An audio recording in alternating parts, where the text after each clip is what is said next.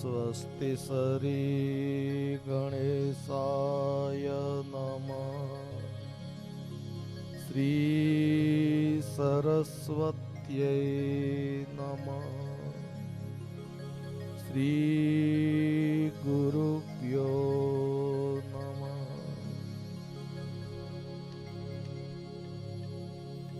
संत शिरोमणि श्री आई श्री देवल मातृभ्यो नमः। वंशी विभूषितकरान्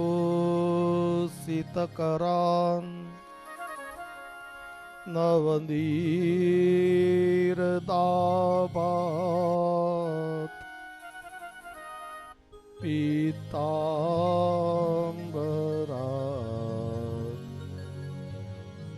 अरुणबिम्बफलाधरोष्टात्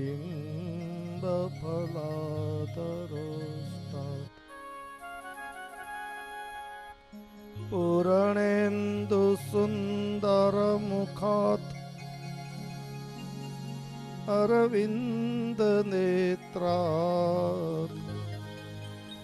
कृष्णात् परं किमपि तत्त्वमहं न जाने।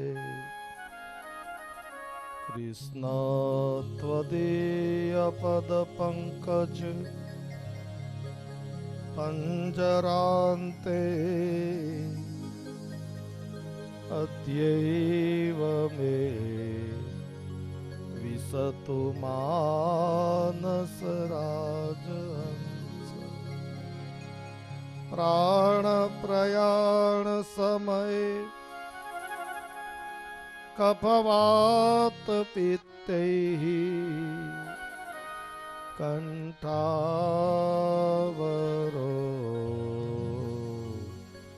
धनविदो स्मरणं कुतस्ते।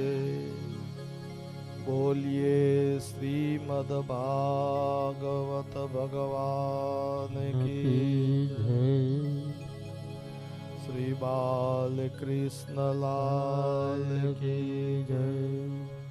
श्री मोमाई मात की जय। श्री सिकोतर मात की जय। श्री क्षेत्रपाल दादानी जय। श्री गोगा महाराज की जय। श्री मंजी बापा की जय। श्री वल्लभाधीश की जय। श्री यमुने महारानी की जय। सद्गुरु देव की जय। संत शिरोमणि श्री आई श्री देवल मात की जय। ओम नमः पार्वती पतये हर हर महादेव हर। श्री सुखदेव जी महाराज की जय। श्री हनुमान जी महाराज की जय। नमोस्तुते व्यास विशाल बुद्धे फुल्लारविन्दा यतपत्र नेत्र येन त्वया भारत तैलपूर्ण प्रज्वालितो ज्ञानमय प्रदीप। गुरुर्ब्रह्मा गुरुर्विष्णु गुरुर्देवो महेश्वर गुरुर्साक्षात् परब्रह्म तस्मै श्री गुरवे नमः। श्री कृष्णाय वासुदेवाय हरे परमात्मने प्रणतः क्लेशनाशाय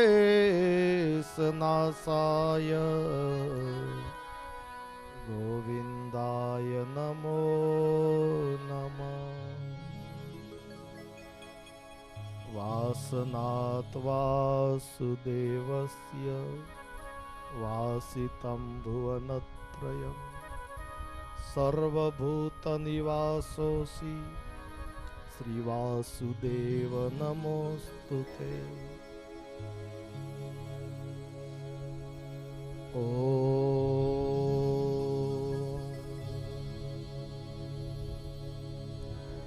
जय जय राधा माधव गिरधारी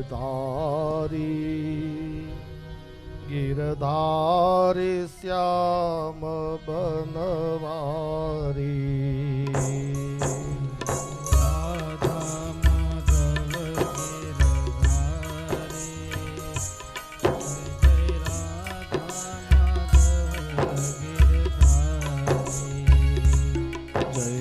राधा माधव गिरधारी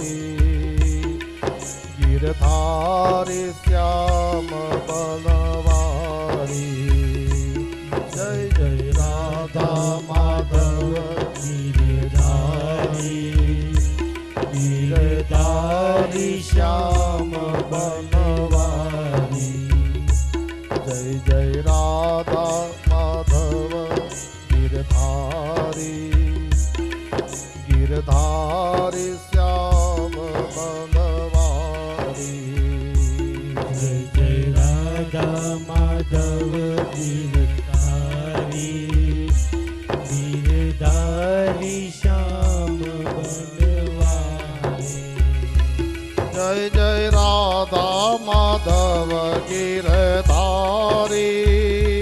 जय जय राधा माधव गिरधारी गिरधारी श्याम बनवारी।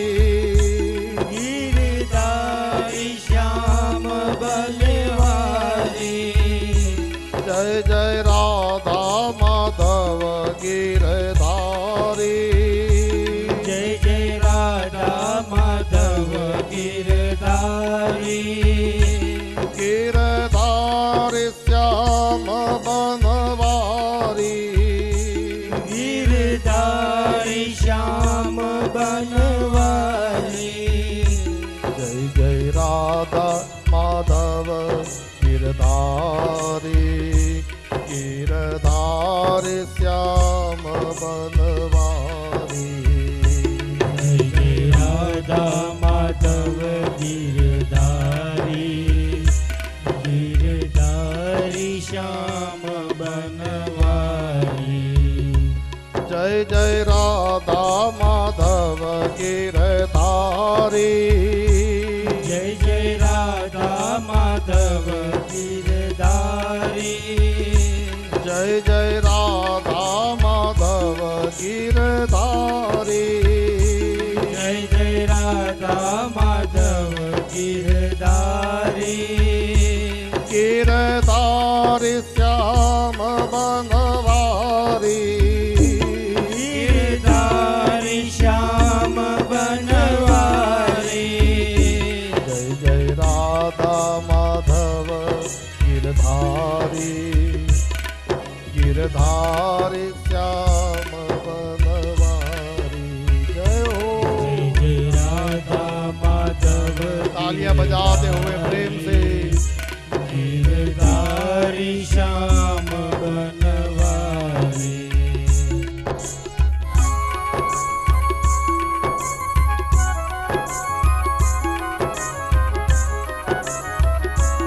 श्री मोहमाई माता की जय हो। सिकोतर मात की जय हो। श्री क्षेत्रपाल दादानी जय।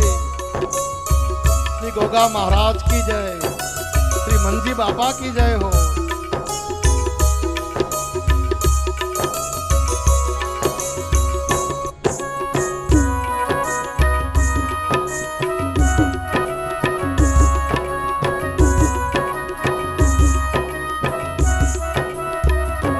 राधे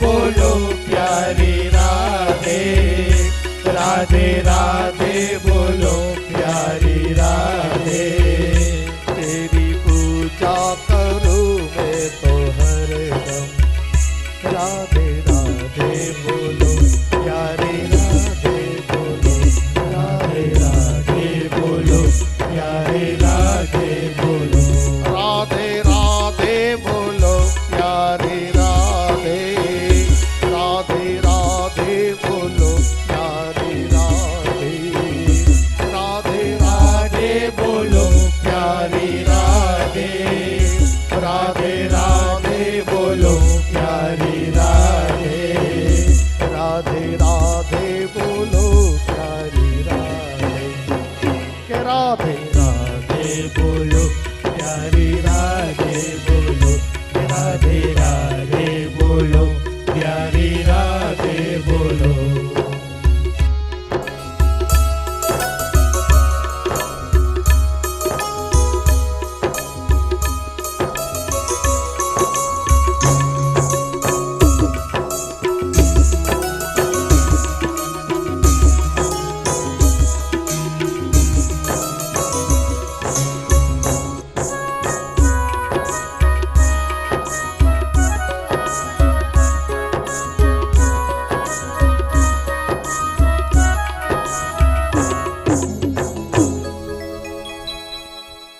बोलिए श्री मोमाई मात की जय श्री सिकोतर मात की जय श्री क्षेत्रपाल दादानी जय श्री गोगा महाराज की जय श्री मंजी बापा की जय संत शिरोमणि श्री आई श्री देवल मात की जय ધુરિયા પરિવાર દ્વારા આયોજિત સપ્ત દિવસીય શ્રીમદ ભાગવત કથામાં આપ સૌનું સ્વાગત અને સન્માન કરું છું. ખૂબ જ પ્રેમથી આપ સૌ કથા સાંભળો છો તે જોઈને ઘણો આનંદ થાય છે અને તેમાં પણ આ કથા શ્રી મોમાઈ માતાજીના સાનિધ્યમાં શ્રી સિકોતર માતાના સાનિધ્યમાં ખૂબ જ સુંદર આયોજન ભુરિયા પરિવારે કર્યું છે.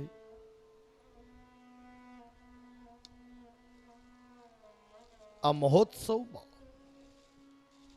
જે દાનદાતાઓએ દાન આપ્યું છે તે સૌને વ્યાસપીઠ ઉપરથી ખોબલે ખોબલે આશીર્વાદ આપું છું. અને કેટલાય દિવસોના પ્રયાસ થકી જેમને આ મહોત્સવને આટલું સુંદર બનાવ્યું, આવો સુંદર ઓપ આપ્યો, એવા ભુરિયા પરિવારના સમસ્ત કુટુંબીજનોને ખૂબ ખૂબ આશીર્વાદ અને સાધુવાદ આપું છું. અને સાથે સાથે એક વિનંતી કરી દઉં કે આવી ભાગવત કથા 2, 5, 10 વર્ષે પાછી વળી પાછા કરાવતા રહેજો હો વાલા. વળી પાછા જલ્દી બોલાવજો ક્યારેક, કેમ કે તમારો પ્રેમ, તમારો સ્નેહ, તમારો હેત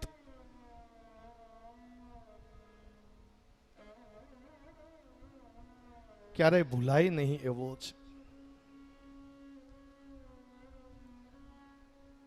કોઈ વાતની કમી નથી.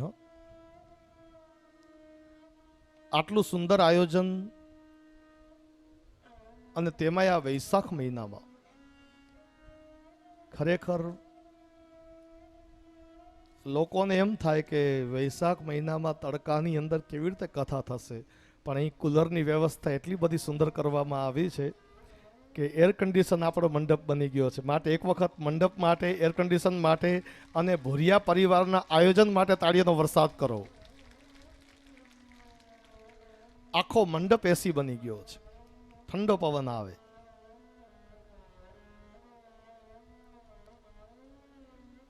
ખૂબ જ સુંદર આયોજન. ટાઈમ ક્યાં જતો રહે છે ખબર નથી પડતી. અને એમાં આજે આપણી કથામાં મૂળ તો આપણા ગેડીના જ, બાજુમાં જ ગેડી ગામ ખરું ને, એ ગેડીના જ પણ વર્ષોથી માણસા, ગાંધીનગર પાસે આવેલું શહેર, તે માણસા શહેરમાં દ્વારિકાધીશ મંદિરના મુખિયાજી મહંત શ્રી પધાર્યા છે. તાળીઓથી વધાવો. મુખિયાજી શ્રી ભાનુશંકરભાઈ ઠાકર આપણા નિમંત્રણને સન્માન આપી પધાર્યા છે. હું વ્યાસપીઠ ઉપરથી આપનું સ્વાગત અને સન્માન કરું છું. ભુરિયા પરિવાર વતી સ્વાગત અને સન્માન કરું છું. મુખિયાજી ભજન બહુ સારા ગાય છે હો. અને પાછા કાલ સવાર તો પાછા નીકળી જશે, એટલે આવો મોકો વારંવાર નહીં મળે. 5 મિનિટનું એક ભજન એમના મુખે સાંભળી જ લઈએ. તાળીઓથી વરસાદ કરાવો, તાળીઓથી વધાવો.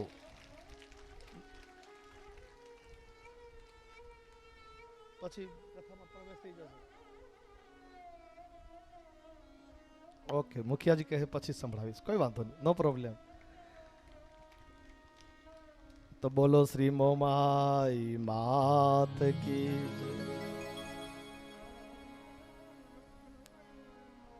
મારા ભાઈ બહેનો, સવારે આપણે કથા સાંભળી. ભગવાન દ્વારિકાધીશ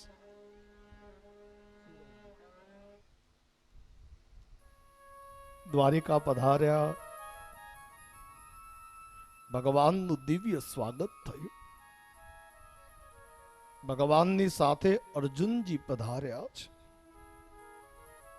ભગવાન કૃષ્ણ અને અર્જુન સાળો બનેવી થાય છે. અર્જુન ભગવાન કૃષ્ણના બનેવી છે, સુભદ્રાના વર છે. ભગવાનની સગી બહેન હતી, નામ હતું સુભદ્રા. એ સુભદ્રાનું લગ્ન અર્જુન સાથે થયું હતું. મારા ભાઈ બહેનો, અર્જુનજી ભગવાનને મૂકવા ગયા છે. 6 મહિના રોકાયા છે. અને એ દરમિયાન અહીં હસ્તિનાપુરમાં પરીક્ષિતનો જન્મ થયો છે. બોલીએ શ્રી પરીક્ષિત મહારાજ કી જય.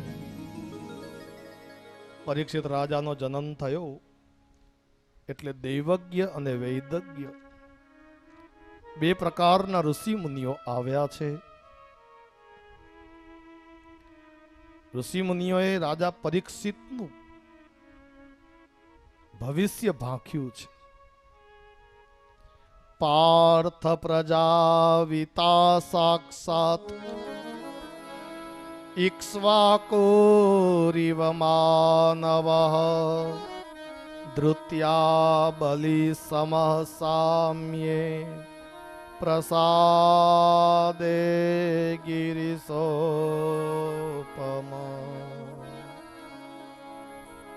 ઋષિ મુનિઓએ કહ્યું છે,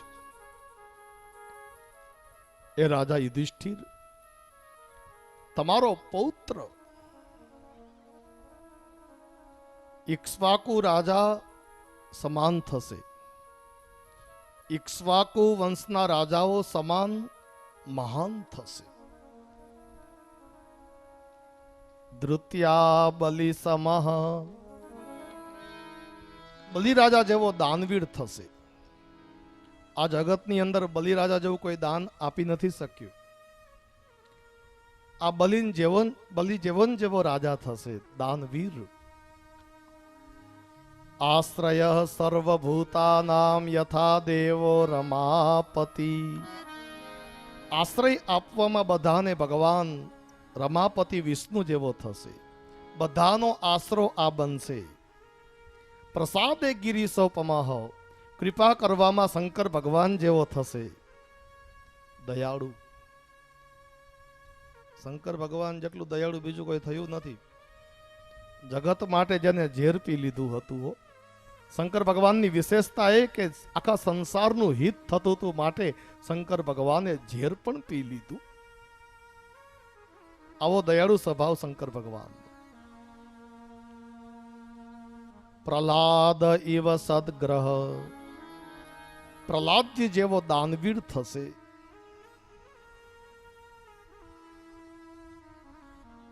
આમ બધી વાતે બહુ મહાન થશે, પણ તક્ષકાદ આત્મનો મૃત્યુ, તક્ષક જાતિનો સર્પ આને કરડશે. તમારો પૌત્ર ગંગાજીના કાંઠે 3 મોટા યજ્ઞ કરશે, 3 અશ્વમેધ યજ્ઞ કરશે, પણ તક્ષક જાતિના દંશ વડે સર્પ કરડશે માટે આનું મૃત્યુ થશે. દ્વિજપુત્રોપસર્જિતાત, અને તે પણ બ્રાહ્મણનો શ્રાપ થશે. ઋષિઓ કહે છે ઇત્વેદમ તુ ગંગાયામ મુનિર્વ્યાસ સુતૌ દસ. તમારા પૌત્રને અંત સમયે સત્સંગ મળશે. વ્યાસ મુનિના પુત્ર સુખદેવજી મહારાજનો આને સંગ થશે અને અંતે ભાગવત કથા સાંભળીને આ મુક્તિને પ્રાપ્ત થશે. આની મુક્તિ થઈ જશે. આ આનો છેલ્લો જન્મ છે.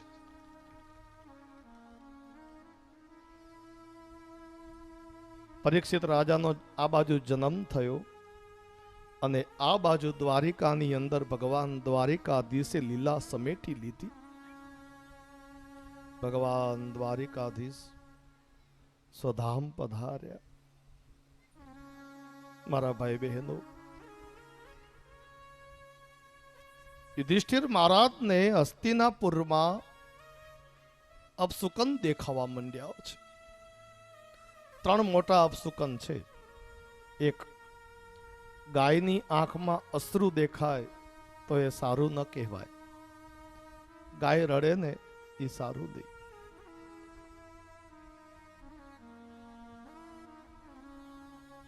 ગાયની આંખમાં આંસુ અપશુકન. કૂતરું જોર જોરથી રોવે એ અપશુકન.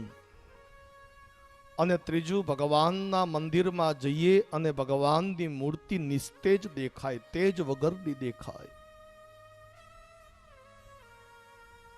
યુધિષ્ઠિર મહારાજને ભગવાનની મૂર્તિ તેજ વગરની દેખાવા માંડી. ગાયોની આંખમાં અશ્રુ દેખાવા માંડ્યા અને કૂતરાઓનું રુદન સંભળાવા માંડ્યું. યુધિષ્ઠિર મહારાજ સમજી ગયા કે સમાચાર સારા નહીં આવે. મને અપશુકન થાય છે. અને હજી તો આમ વિચારતા હતા ત્યાં અર્જુનજી રથ લઈને આવ્યા છે. પણ આજે એ અર્જુન હતા જ નહીં. અર્જુનના મુખ ઉપરનું તેજ ગાયબ થઈ ગયું હતું. અર્જુન દુખી દેખાતા હતા. મારા ભાઈ બહેનો,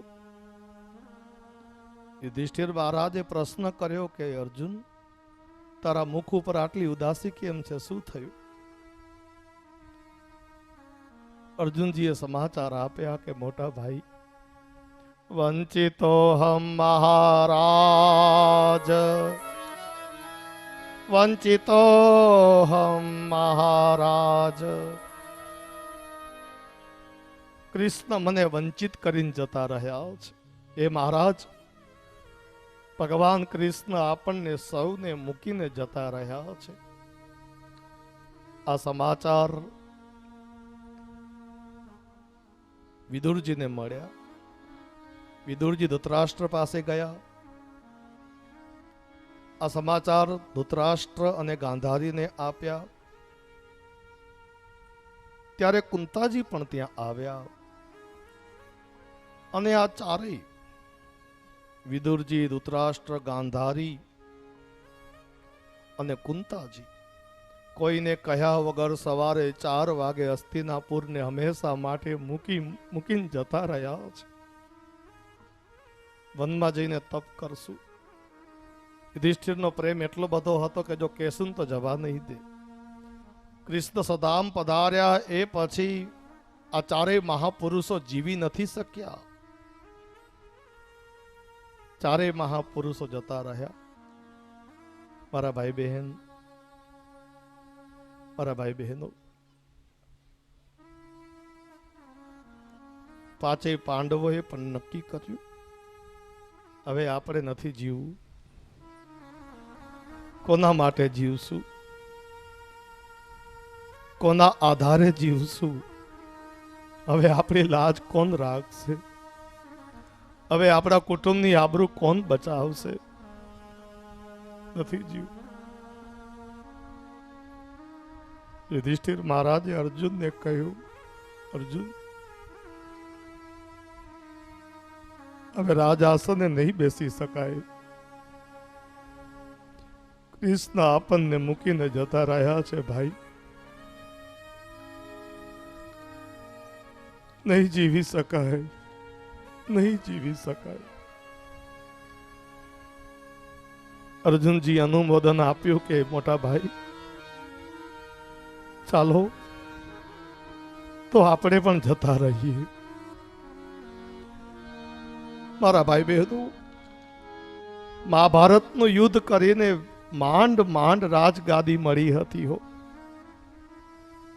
તમે પાંડવોની જિંદગી ક્યારેક વાંચજો. આખી જિંદગી દુઃખ જોયા છે. પોતાનું જ રાજ્ય હોવા છતાંય ધૃતરાષ્ટ્રએ અડધો ભાગ નતો આપ્યો. અને જ્યારે યુદ્ધ કરીને એ રાજગાદી મેળવીને પછી ખાલી 6 મહિના સુધી જ યુધિષ્ઠિર રાજા રાજ આસને બેઠા છે. બધું મૂકીને જતા રહ્યા છે. ભગવાન કૃષ્ણ સદામ પધાર્યા પછી યુધિષ્ઠિર મહારાજ એક દિવસ માટે પણ રાજ આસને બેઠા નથી. આને કહેવાય પ્રેમ, આને કહેવાય ભક્તિ. કૃષ્ણ વગર કેમ જીવાય ભાઈ?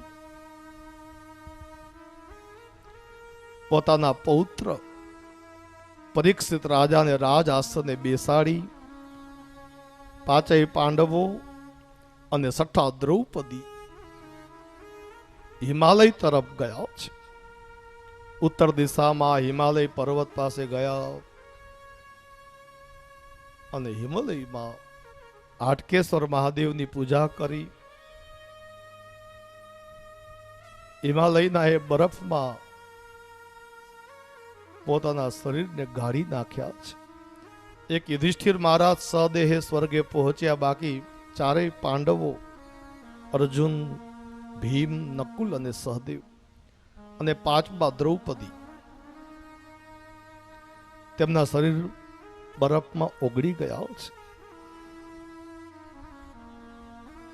પાંચેય પાંડવો પણ સ્વર્ગે ગયા. આ બાજુ પરીક્ષિત દિવસે દિવસે મોટા થતા ગયા. પરીક્ષિત નું લગ્ન થયું. ઈલા નામની કન્યા જોડે લગ્ન થયું છે. સમય જતા જન્મેજય આદિ 4 પુત્રોનો જન્મ થયો છે. પરીક્ષિત રાજાને 4 પુત્રો હતા. સૌથી મોટા જન્મેજય. મારા ભાઈ બહેનો, ગંગાજીના કાંઠે 3 મોટા અશ્વમેધ યજ્ઞ પરીક્ષિત રાજાએ કર્યા અને ચક્રવર્તી સમ્રાટ બન્યા. સમસ્ત વિશ્વના સૌથી મોટા રાજા તેઓ બન્યા. એ સમયમાં એક વખત રાજા પરીક્ષિત રથમાં બેસીને જતા હતા તો વનવગડામાં એક દ્રશ્ય જોયું. એ દ્રશ્ય ન ગમે એવું હતું. વનવગડામાં રથમાં બેસીને પરીક્ષિત રાજા જતા હતા. તેમને એક દ્રશ્ય એવું જોયું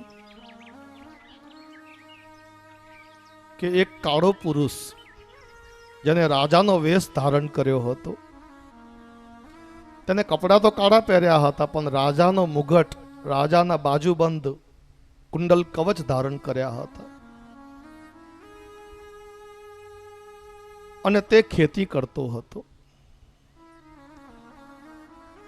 એક હળની અંદર એક બાજુ બળદ અને એક બાજુ ગાયને જોતરી હતી. કોઈ દિવસ ગાયને જોતરાય,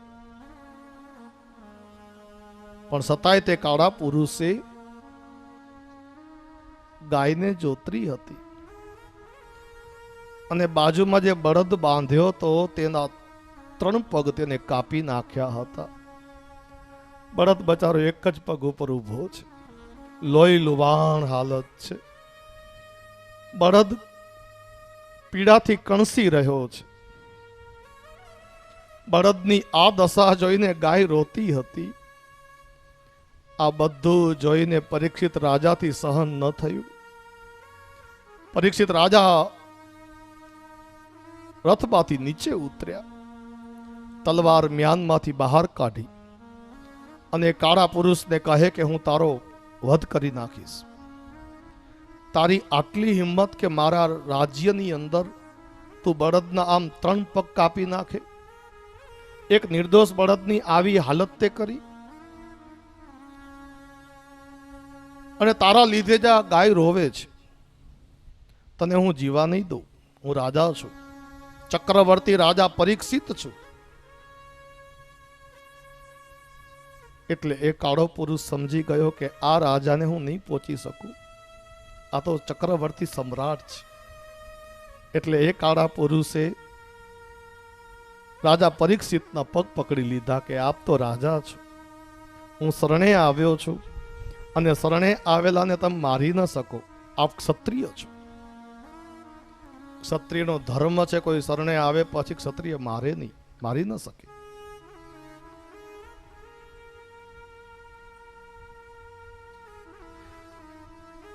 એ કાળો પુરુષ કોણ હતો? ધ્યાનથી સાંભળજો. એ કાળો પુરુષ હતો કળિયુગ. જે ગાય હતી ને એ પૃથ્વી હતી, અને બળદ હતો એ ધર્મ હતો. આપણો હિન્દુ ધર્મ 4 પગ ઉપર ઊભો રહે. યાદ રાખજો, હિન્દુ ધર્મના 4 પાયા છે, 4 પગ છે: સત્ય, પવિત્રતા, દયા અને તપ. રિપીટ કરી દઉં: સત્ય, પવિત્રતા, દયા અને તપ. આ 4 હિન્દુ ધર્મના પગ છે. કળિયુગ આવે એટલે કળિયુગ 3 પગ ધર્મના કાપવાનો પ્રયાસ કરે. પવિત્રતા, દયા અને તપ, આ 3 પગ કાપવાની હિંમત કળિયુગ કરે. પણ સત્યને એ કાપી ન શકે, કારણ કે સત્ય ભગવાનનું રૂપ છે. અને બળદ એટલે ધર્મની આ દશા જોઈને ગાય રોતી હતી. ગાય એટલે આ પૃથ્વી. આ પૃથ્વી બધું સહન કરી શકે છે, પાપ સહન કરી નથી શકતી. આ સંસારની અંદર બચવા જેવું હોય તો પાપથી બચજો. પાપથી. પાપના ફળ હારા ન હોય. મહારાજ, પાપ કોને કહેવાય? પાપ એને કહેવાય જે હંતાઈને કરવું પડે. કોઈ કામ એવું ન કરજો કે જે હંતાઈને કરવું પડે. પાપ ન કરો. પુણ્ય કરી શકો તો બહુ સારું, પુણ્ય ન કરો તો હજી વાંધો નહીં. પાપ ન કરજો. તમે ક્યારેક પીપાવાવ જાઓ ને તો ત્યાં કને પીપા ભગત એક વાક્ય લખી ગયા છે, એ વાંચીને આવજો હો. પીપા ભગતે લખ્યું છે: પીપા પાપ ન કીજીએ તો પુણ્ય કર્યું 100 વાર. ચોરી ન લઈએ 1 દોકડું તો દીધું 1000 વાર. આ વાક્ય જિંદગીભર યાદ રાખજો. પીપા પાપ ન કીજીએ. પીપા ભગતે એવું લખ્યું કે પાપ કરવાની અનુકૂળતા હોય, કોઈ જોવા વાળું ન હોય,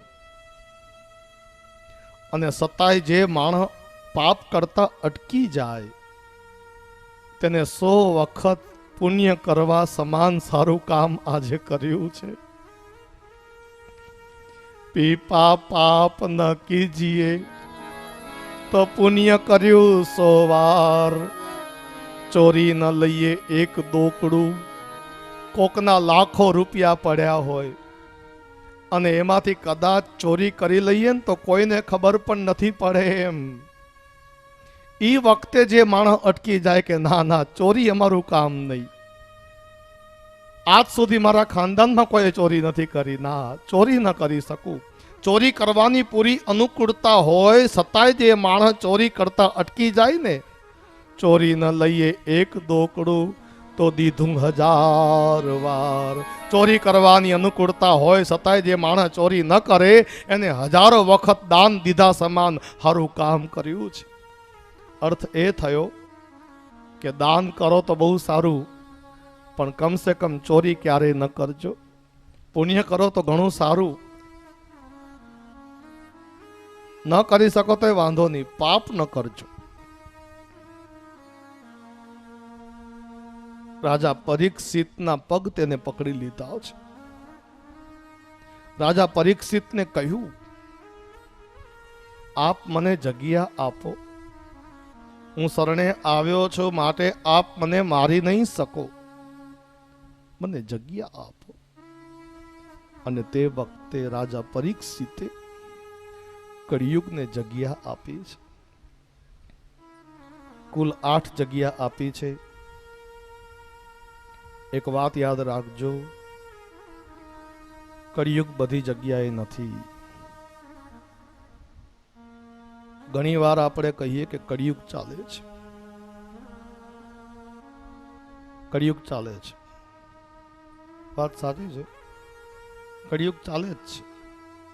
પણ એક વાત યાદ રાખજો, કળિયુગ બધી જગ્યાએ નથી હોતો. કળિયુગ ખાલી 8 જગ્યાએ છે. અને આ 8 સરનામા નોંધી લેજો. જિંદગીમાં અમુક વખતે એવા સરનામા પણ લેવા જોઈએ કે જે સરનામે ન જવાનું હોય. અને ભાગવતજીનો આભાર માનજો. કોક આપણને માહિતી આપે કે વડોદરાની અંદર, આ સિટીની અંદર, આ શેરીમાં હડકાયું કૂતરું થયું છે, તો પછી ત્યાં જવાય? આપણે તો આભાર માનવો જોઈએ કે સારું તમે વહેલું કીધું, નકર અમે તો હમણાં જ જવાના હતા. એમને એમ આપણે ભાગવત કથામાંથી આ 8 સરનામા જાણી લેવા જોઈએ અને ભાગવતનો આભાર માનતું જવું જોઈએ કે હે ભગવાન સારું કર્યું, હવે અમે 8 જગ્યાએ ક્યારે નહીં જઈએ. આ 8 જગ્યાએ કળિયુગ રૂપી હડકાયા કૂતરા છે. કઈ 8 જગ્યા રાજા પરીક્ષિતે આપી? આ 8 જગ્યા લખતા જજો હો, અને ભૂલથી ક્યારે જતા નહીં, નકર દુખી થાઓ. આ 8 કામ ક્યારેય ન કરજો. જિંદગીમાં 8 કામ ન કરવા, કારણ કે 8 જગ્યાએ કળિયુગ છે. રાજા પરીક્ષિતે પહેલા તો ખાલી 4 જગ્યા જ આપી હતી. કઈ કઈ 4 જગ્યા મહારાજ? નોંધી લેજો હો. દ્યુતમ પાન સ્ત્રિયઃ સુનાયત્ર અધર્મ ચતુર્વિધઃ યત્ર અધર્મ ચતુર્વિધ. સૌથી પહેલી જગ્યા આપી દ્યુત. દ્યુત એટલે શું મહારાજ? દ્યુત એટલે જુગાર. જ્યાં જુગાર રમાતો હોય ત્યાં રાજા પરીક્ષિતે કળિયુગને જગ્યા આપી છે. જિંદગીમાં સુખી થવું હોય તો કોઈ દિવસ જુગાર રમતા નહીં. દ્યુતમ. પાંડવો તેમના જીવનમાં એક વખત જુગાર રમ્યા. દ્રૌપદીને હોડમાં મૂકી અને ઉપાધિ આવી હો, હેરાન ગતિ આવી. કોઈ દિવસ સુખી થવું હોય તો જુગાર રમતા નહીં. ભગવાન કૃષ્ણને જુગાર જરાય ગમતો નથી. તમે મહાભારતની કથા વાંચો ને તો ભગવાન કૃષ્ણ પોતાના પૂરા જીવનમાં એક જ વખત ગુસ્સે ભરાયા છે. ભગવાન કૃષ્ણની જીવન લીલા તમે વાંચો, આખા જીવનમાં દ્વારિકાધીશ એક જ વખત ગુસ્સે ભરાયા છે. ક્યારે? પાંડવો જુગાર રમીને હારી ગયા ને ત્યારે ભગવાનને ખૂબ ગુસ્સો આવ્યો હતો. ભગવાનને જરાય ગમ્યું નહોતું.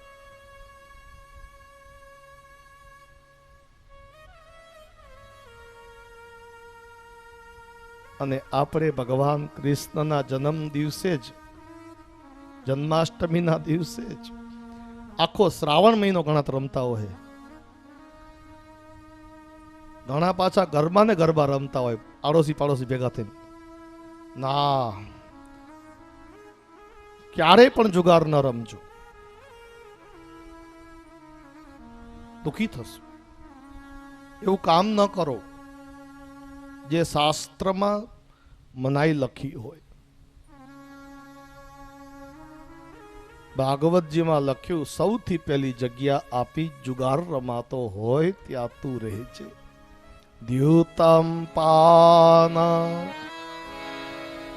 પાન એટલે મદિરા પાન એટલે દારૂ. જ્યાં દારૂ પીવાતો હોય ત્યાં કળિયુગને સ્થાન આપ્યું છે. જિંદગીમાં સુખી થવું હોય તો કોઈ દિવસ દારૂ પીતા નહીં. દારૂથી પૈસાનો બગાડ થાય, શરીર બગડે, સમાજમાંથી વેલ્યુ બગડે, આયુષ્ય ઘટે, કાંઈ લાભ નથી. કોઈ દિવસ દારૂ પીવો નહીં. તો સૌથી પહેલી જગ્યા આપી જુગાર, બીજી જગ્યા આપી મદિરા પાન. દ્યુતમ પાન સ્ત્રીય, જ્યાં વ્યભિચાર થતો હોય ત્યાં તું રહે છે. ચોથી જગ્યા આપી સુના, સુના એટલે હિંસા. જ્યાં હિંસા થતી હોય, કતલખાનું હોય ત્યાં તું રહે છે. આ 4 જગ્યા કળિયુગને આપી એટલે કળિયુગ કહે કે હજી મને 4 જગ્યા બીજી આપો. આ 4 જગ્યા ઘણી ઓછી છે, મારું કુટુંબ ઘણું મોટું છે. પુનઃ યાચમાનાય જાત રૂપ મદાત પ્રભુ. પુનઃ યાચમાનાય, વળી પાછી જ્યારે યાચના કરી એટલે 4 જગ્યા વળી આપી છે. જાત રૂપ, 5મી જગ્યા આપી જાત રૂપ. મારા જાત રૂપ એટલે શું? જાત રૂપ એટલે સોનું. સોનાની અંદર નિવાસ આપ્યો છે કળિયુગને. આપણે જે હોનું પહેરીએ છીએ ને, વીંટી, હાર, નેકલેસ, તેની અંદર કળિયુગને નિવાસ આપ્યો છે. તમે ભાગવત ક્યારે વાંચ્યું છે? ઘરે વાંચ્યું છે? ઘરે ભાગવત કોને કોને વાંચ્યું છે? આંગળી ઊંચી કરો. જો ન વાંચ્યું હોય ને તો હવે પાછું વાંચજો હો. ઘરે ઘરે ભાગવત વાંચો, રોજ 1 અધ્યાય વાંચો. 1 વર્ષમાં 1 કથા પૂરી થાય. જો તમે ભાગવત વાંચ્યું હોત ને તો એક વાત તમને કહું. ભાગવતજીમાં 12 સ્કંદ છે. પહેલા સ્કંદની અંદર આપણે આ કથા સાંભળી રહ્યા છીએ. હજી પહેલો સ્કંદ છે. જો પહેલા સ્કંદમાં એવું લખ્યું કે કળિયુગનો નિવાસ સોનાની અંદર છે, આ જે હોનું છે ને એમાં કળિયુગ રહે છે, એવું ભાગવતમાં લખ્યું. હવે એનું એ ભાગવત તમે આગળ વાંચતા જાઓ ને એટલે 11મો સ્કંદ આવે. 11મા સ્કંદમાં ભગવાન કૃષ્ણ એવું બોલ્યા છે, ધાતુ નામ અસ્મિ કાંચનમ. બધી જ ધાતુઓમાં સોનું હું પોતે છું. અર્થ શું થયો? 11મા સ્કંદમાં એવું લખ્યું કે સોનાની અંદર ભગવાન કૃષ્ણનો નિવાસ છે. આ સમજવા જેવું છે. એક જ ગ્રંથમાં 2 વાતો લખી છે.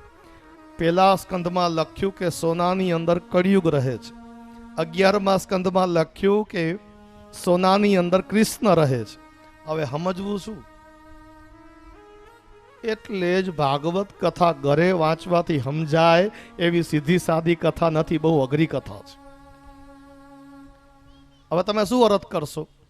એક જ ગ્રંથમાં 2 વાતો લખી છે.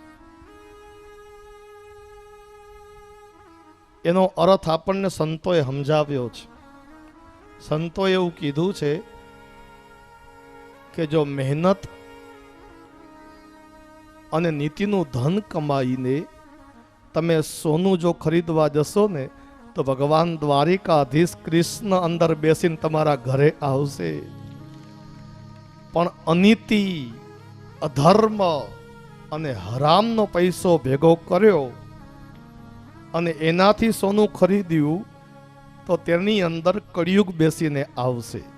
એટલે સોનું તો એકનું એક છે, એની અંદર તમારે કૃષ્ણને બેસાડવા છે કે કળિયુગને બેસાડવો છે, નક્કી તમારે કરવાનું છે. એટલે હું તમને વિનંતી કરું કે તમે છે ને મહેનત અને નીતિનું જ ધન ઘરમાં લાવજો, અનીતિનો પૈસો ઘરમાં ન લાવજો. કારણ કે માણસ પૈસા માટે પાપ કરે, એ પૈસો તો મરશું ને એટલે ભેગો નહીં આવે, પણ એ પાપ જે કર્યા ને એ ભેગા આવશે અને બીજા જન્મે દુખી કરશે. માટે કોઈ દિવસ પૈસા માટે પાપ ન કરવું.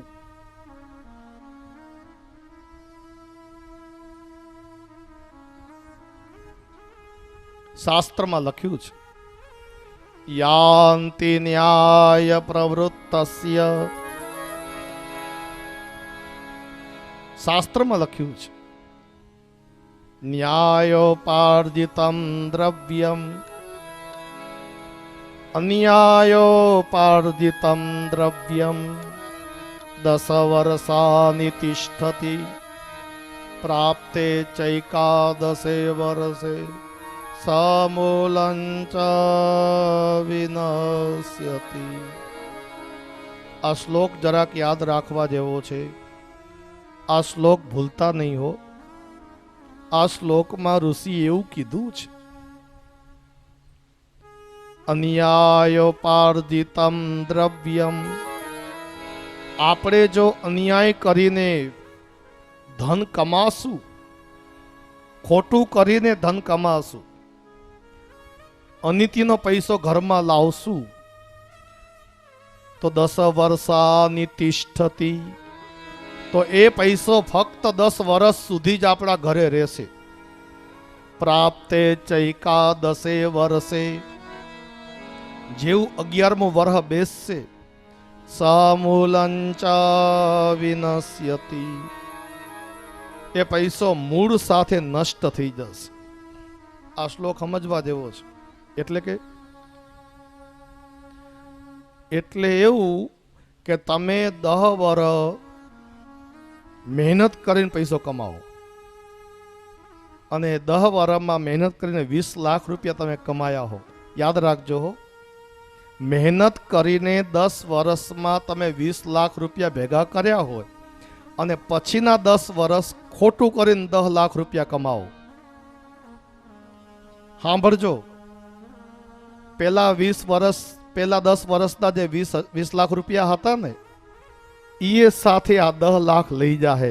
એટલે હાવ તળિયા ઝાપટ થઈ જશે. તાત્પર્ય એ છે કે જો ખોટા માર્ગે પૈસો કમાશું તો સાચા માર્ગનો પૈસો પણ જતો રહે. આવું શાસ્ત્રમાં લખ્યું છે. માટે અનીતિ ન કરવી. ખોટા માર્ગનો પૈસો તો જાય જ, પણ સાથે સાચા માર્ગથી મહેનતથી કમાયેલો પૈસો પણ એ સાથે લેતો જાય. એટલે અનીતિ ન કરવી.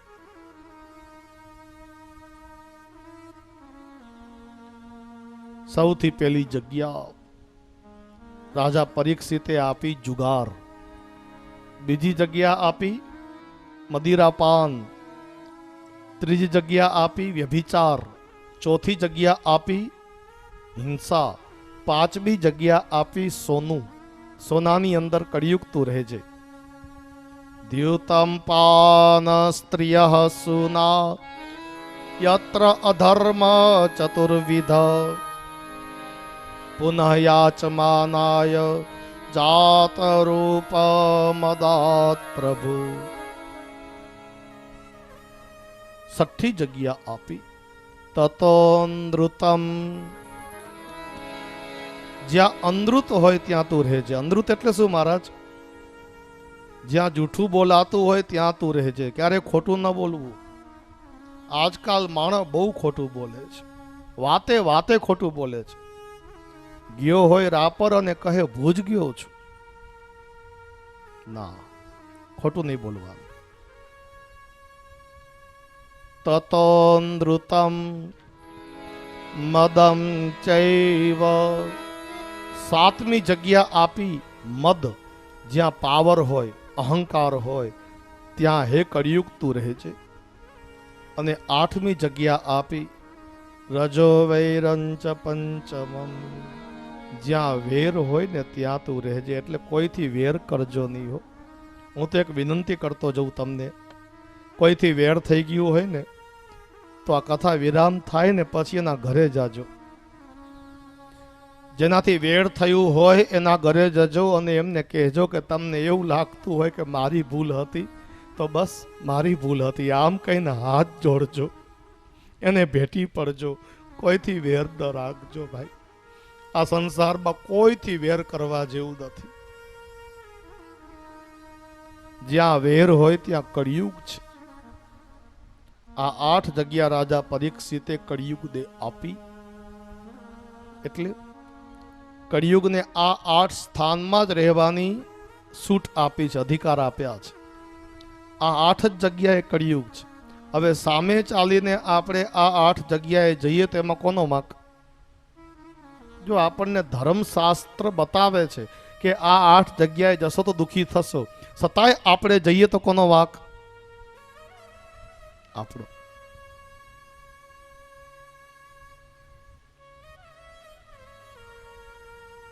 આ 8 જગ્યા સારી નથી હો. આ 8 જગ્યાએ કળિયુગ છે. રાજા પરીક્ષિતે કળિયુગને 8 જગ્યા આપી રાજમહેલમાં આવ્યા અને બીજા દિવસે રાજા પરીક્ષિતે જ ભૂલ કરી છે. ભૂલ શું કરી? રાજા પરીક્ષિત જરાસંધનો મુગટ પહેરે છે. પહેલી વખત જરાસંધ રાજાનો મુગટ પહેર્યો. ભીમસેને જ્યારે જરાસંધ રાજાને માર્યો ને ત્યારે જરાસંધનો મુગટ ભીમસેન લઈ આવ્યા હતા.